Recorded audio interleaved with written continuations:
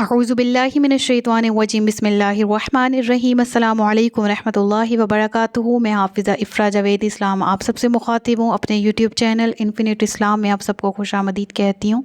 उम्मीद करती हूँ आप सब खैरियत से होंगे, ज़िंदगी पुरसकून पुरइत्मीनान और ईमान बिलखैर गुज़र रही होगी। आज के लेक्चर में बात करेंगे तफ़सीर कुरान बे अक़वाल ताबईन के बारे में। याद रहे हमने गुज़िश्ता तफ़ासीर की जो टाइप्स पढ़ी वो दो थी। क्या थी मेन टाइप्स? तफ़सीर मासूर और तफ़सीर बिर्राय। जो ये वाले पॉइंट्स हैं जो हमने डिस्कस किए ये तफ़सीर मासूर में थे। तफ़सीर कुरान बे अक़वाल ताबईन के बारे में उलमा का आइमा का इख्तलाफ है। बाज़ कहते हैं कि इसका ताल्लुक़ तफ़सीर बिर्राय से है और बाज़ कहते हैं इसका ताल्लुक़ तफ़सीर मासूर से है। दोनों में डिफ्रेंशिएट हमने पढ़ रखा है। अगर आपने नहीं पढ़ा तो वो लेक्चर्स प्लेलिस्ट में मौजूद हैं, जाके सबसे पहले वहाँ से तफ़सीर टाइप्स प्लेलिस्ट है वहाँ से सुनने हैं, फिर इस लेक्चर की तरफ आना है, फिर आपको अच्छे से समझ आ सकेगी।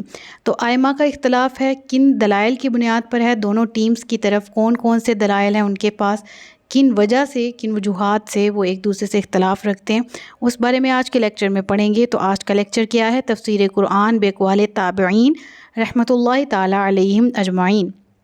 तो यहाँ पर सबसे पहले बात कर लें तो तफ़सीर मासूर के असालीब में से एक असलूब ये भी है कि ताबीन हज़रात के अक़वाल से कुरान करीम की आयात की तफ़सीर या वज़ाहत की जाए।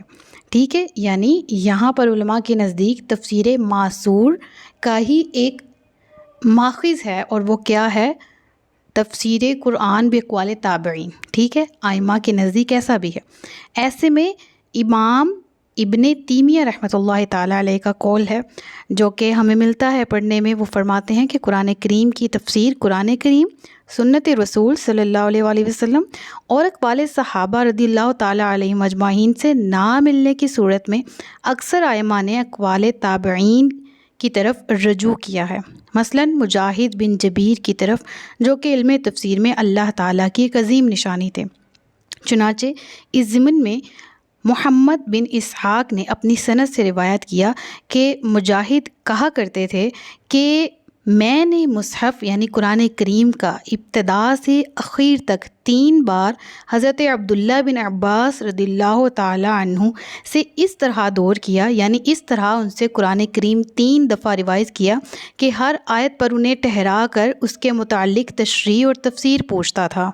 यानी आपका ये फ़रमान अपनी ज़ात से मुताल्लिक़ आप फ़रमाते हैं कि मैं अब्दुल्ला बिन अब्बास का तारुफ़ हमने तफ़सीर कुरान बे अक़वाल सहाबा में पढ़ रखा है कि आप पाए दर्जे के मुफ़स्सिर कुरान हज़रात में आपका भी एक नाम था और बहुत आला दर्जे के आप मुफ़स्सिर थे। अब उनसे आप पढ़ते थे यानी हज़रत मुजाहिद, और आप फरमाते थे कि मैंने 3 दफ़ा उनसे कुरान की रिवीजन की और हर आयत में मैं उन्हें रोकता, उस आयत से रेलिवेंट क्वेश्चंस पूछता, उनसे आंसर लेता, यहाँ तक कि मुझे मुकम्मल तौर पर इत्मीनान क़ल्ब ना हासिल हो जाता कि इस आयत की तफ़सीर मैं सीख चुका हूँ। अब इतनी बड़ी दलील आपके इसी कौल से मिल रही है। चनाचा दीगर आइमा भी आपकी इस कौल से और आपकी जो फरमान थे, आपके तफ़सीर कुरान बयान करने के अंदाज़ थे और आपकी कुरान फ़हमी से इस कदर दीगर आइमा मुतासिर थे। ऐसे में हज़रत सुफ़ियान भी फरमाते हैं कि जब तुम्हें मुजाहिद से तफ़सीर मिल जाए तो तुम्हारे लिए वो काफ़ी है।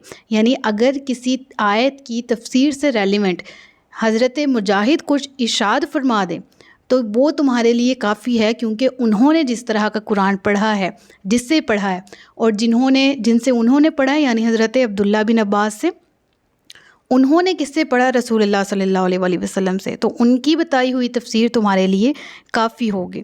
चुनाचे इस ज़िमन में अगर दीगर ताबईन की बात कर लें, ताबई किसको कहते हैं? वो शख्स जिसने ईमान की हालत में सहाबी का दीदार किया हो, उससे इल्म उससे फ़ैज़ पाया हो और ईमान की हालत में उसका ख़ात्मा हुआ हो। ठीक है, अब दीगर ताबईन की बात कर लें तो उनमें हज़रत सईद बिन जबीर, अक्रमा मौला बिन अब्बास, अता बिन अबी रबाह, हज़रत हसन बसरी, मसरूक़ बिन अलजदा, सईद बिन मुसय्यब, अबुल आलिया, रबी बिन अनस, क़तादा और दहाक बिन मुज़ाहम रहमतुल्लाहि ताला अलैहिम अजमाइन वग़ैरह के नाम सरे फ़हरिस्त हैं। ये वो लोग थे जो कि कुरान करीम की तफ़सीर जानने वाले اور صحیح معنوں میں عام عوام الناس تک پہنچانے والے تھے۔ یہ وہ نامور تابعین حضرات ہیں جنہوں نے تفسیر قرآن کریم میں شہرت پائی، اور ان میں سے اکثر و بیشتر تفسیری اقوال صحابہ کرام رضی اللہ تعالیٰ عنہم سے موصول و ماخوذ ہیں۔ یعنی وہ جتنے بھی تابعین تھے انہوں نے تفسیر سیکھی ہوئی تھی کس سے؟ اکثر و بیشتر نے ڈائریکٹ صحابہ کرام رضی اللہ تعالیٰ عنہم اجمعین سے، ٹھیک ہے، اور صحابہ کرام نے کس سے؟ رسول اللہ صلی اللہ علیہ وآلہ وسلم سے۔ تو اس لحاظ سے اتنا تو علم ہو گیا کہ صحابہ کرام کے بعد تابعین کا درجہ کیا ہے تفسیر قرآن بیان کرنے میں، اور ہمارے لیے کیا حکم ہے کہ ہم ان کے اقوال کی روشنی میں قرآن کی تفسیر سیکھ سکتے ہیں۔ اب میں نے اس سبق کے شروع میں بات کی تھی کہ ائمہ کا اختلاف ہے، اور اختلاف کی وجہ کیا ہے اس میں بات کر لیتے ہیں اس کے بارے میں، کہ بعض ائمہ یہ کہتے ہیں کہ جو تابعین کے تفسیری اقوال ہیں ان کا اعتبار ہم نہیں کرتے، یعنی بعض کے نزدیک تابعین کی تفسیر بیان کردہ تفسیر کا وہ لوگ اعتبار نہیں کرتے ائمہ، اور اکثر ائمہ ایسے ہیں جو تابعین کے تفسیری اقوال کو قبول کرتے ہیں اور اسے تفسیر معصور میں شامل رکھتے ہیں، ٹھیک ہے، اور بعض علماء تفسیر بالرائے میں ان کا شمار کرتے ہیں تابعین کا، ٹھیک ہے۔ اب ان کو الگ الگ سے ڈیفائن کر دیتی ہوں کہ وہ علماء جو کہ ان کے تفسیری اقوال کا اعتبار نہیں کرتے، ان کے پاس کیا دلیل ہے؟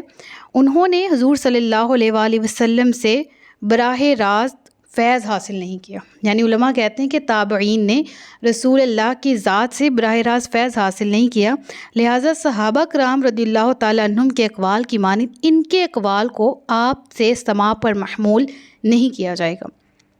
یعنی کہ جس طرح سے صحابہ کرام کے اقوال حجت ہیں کہ انہوں نے نبی پاک صلی اللہ علیہ وآلہ وسلم سے ڈائریکٹ سماع کیا، اس طرح ان کے اقوال حجت نہیں ہیں کیونکہ انہوں نے رسول اللہ سے ڈائریکٹ نہیں سنے، ٹھیک ہے نا، یہ ان کے پاس اعتراض ہے۔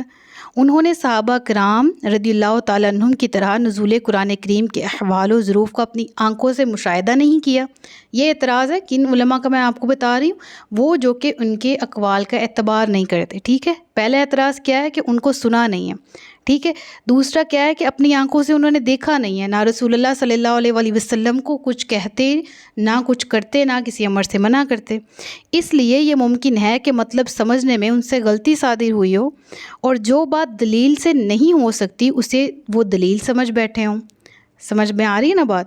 یعنی جو علماء اختلاف کرتے ہیں ان کے پاس دلائل کیا ہیں؟ پہلا یہ کہ انہوں نے رسول اللہ سے خود سماع نہیں کیا، دوسرا انہوں نے خود دیکھا نہیں ہے، اور ممکن ہے کہ انہوں نے جس سے سیکھا ہے ان سے سیکھنے میں ان سے غلطی ہو گئی ہو۔ اس ضمن میں حضرت امام ابو حنیفہ رحمۃ اللہ تعالیٰ علیہ متوفی 150 ہجری، آپ کا قول ہے، آپ فرماتے ہیں کہ جو بات رسول اکرم صلی اللہ علیہ وآلہ وسلم سے منقول ہو وہ سر آنکھوں پر، اور جو بات صحابہ کرام رضی اللہ تعالیٰ عنہم سے منقول ہو اس میں سے ہم اپنی پسند کا قول اختیار کرتے ہیں، اور جو بات تابعین رحمہ اللہ تعالیٰ سے منقول ہو سو وہ بھی آدمی ہیں اور ہم بھی آدمی، یعنی اس میں ان کا قول یہ ہے۔ اب دوسرے قسم کے جو علماء ہیں وہ کون سے ہیں؟ جو کہ ان کو تفسیر معصور میں کاؤنٹ کرتے ہیں اور ان کے اقوال کا اعتبار کرتے ہیں، ٹھیک ہے۔ ان میں سے ان کے پاس کیا دلائل ہیں؟ وہ کہتے ہیں کہ وہ تابعین جو ہیں وہ علم و فضل کا زندہ پیکر ہیں، اور بڑے دلالت والے، بڑے شجاعت والے، بڑے علم و شعور، عقل و فہم والے، فراست والے، اور ان سے بعید ہے کہ وہ کوئی بات اپنی طرف سے شامل کرتے ہوئے یا وہ بات جو کہ اس پہ ان کو شورٹی نہیں ہے وہ خود سے ایڈ کریں، علیہ اعوذ باللہ۔ ایسا ہونا تابعین کی شان نہیں ہے۔ تابعین علم و مرتبے میں عام انسانوں سے بڑھ کے ہیں۔ یہ دلیل کن کی ہے؟ وہ جو تابعین کے قول کو حجت مانتے ہیں تفسیر قرآن میں، ٹھیک ہے۔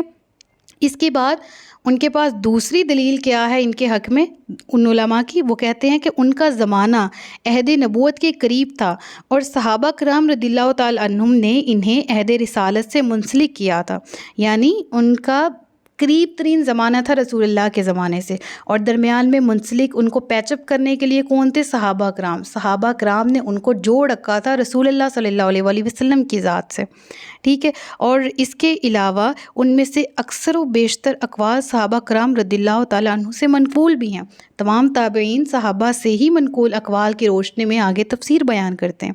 तो ये हुज्जत किन की है? उन आइमा की जो ताबईन के हक़ में हैं और उनकी तफसीर को बग़ैर किसी चूनो चरा किए कबूल करते हैं। और तीसरे किस्म के लोग कौन हैं? जो कि तफसीर बिर्राय में इनकी जो कोटेशंस हैं, इनके जो अक़वाल हैं, उनको काउंट करते हैं, शामिल रखते हैं। यानी मानते वो भी हैं, लेकिन तफसीर मासूर हमने पढ़ा था ना, वो असर से है। और असर क्या? पैरवी करना, कदम पर चलना, निशाने कदम पर चलना। तो वो रसूल अल्लाह से जो डायरेक्ट मुंसलिक हों, जिस तरह रसूल अल्लाह की ज़ात ख़ुद कुरान करीम की तफसीर आप बयान करते, वो भी तफसीर मासूर था।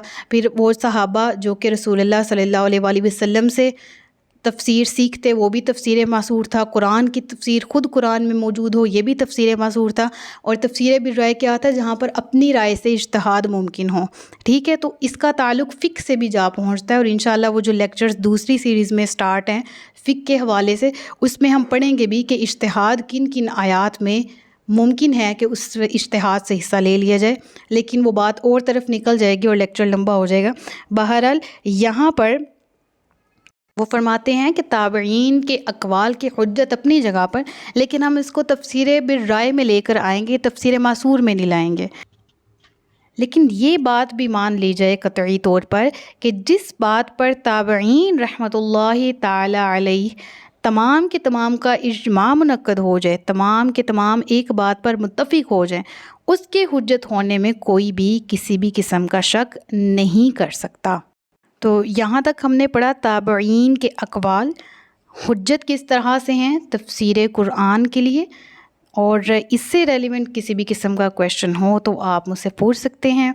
आज के लेक्चर के लिए इतना ही। अपना बहुत सा ख्याल रखिएगा, मुझे दुआ में याद रखिएगा। ताजदार ख़त्म नबूवत ज़िंदाबाद, पाकिस्तान हमेशा ज़िंदाबाद। अस्सलामु अलैकुम रहमतुल्लाहि व बरकातुहू।